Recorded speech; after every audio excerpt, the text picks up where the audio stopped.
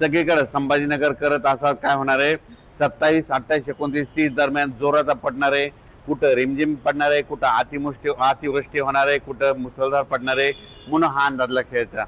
पण राज्यातल्या सर्व शेतकऱ्याला सांगू इच्छितो की आज दुपारपर्यंत ज्यांचं काही सोयाबीन काढलेलं असेल तुम्ही झाकून ठेवा, कारण की राज्यामध्ये आज उद्यापासून म्हणजे 27 सप्टेंबर पासून ते 2 ऑक्टोबर पर्यंत जोराचा पाऊस पडणार आहे, म्हणून हा अंदाज लक्षात.